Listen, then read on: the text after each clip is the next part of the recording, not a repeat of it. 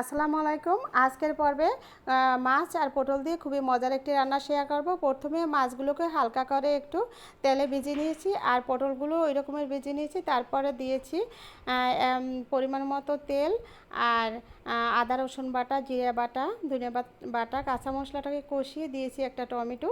তারপরে ভেজে রাখা সে পটলগুলো দিয়ে দিয়েছি। এরপর পটলগুলো মশলার সাথে কিছুক্ষণ কষিয়ে তারপর গরম পানি দিয়েছি। এখানে গরম পানি দিতে হবে, তাহলে পটলটা ভালোভাবে সিদ্ধ হবে। তারপর পানিতে বলক তুলে মাছগুলো দিয়ে দিলাম।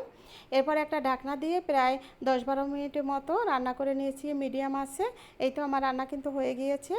আর মাছটা খেতে কিন্তু খুবই মজার ছিল। আপনারা যদি আমার রান্নার ভিডিও ভালো লেগে থাকে তাহলে চাইলে চ্যানেল সাবস্ক্রাইব করে সাথে থাকতে পারেন আর অবশ্যই একটি লাইক দিয়ে দিবেন। এতক্ষণ যারা ধৈর্য সহকারে ভিডিওটি দেখেছেন সবাইকে অসংখ্য ধন্যবাদ। সবাই ভালো থাকবেন, সুস্থ থাকবেন আর নিরাপদে থাকবেন, এই শুভকামনা আজকের মতো বিদায় নিলাম। আল্লাহ হাফেজ। আসসালামু আলাইকুম।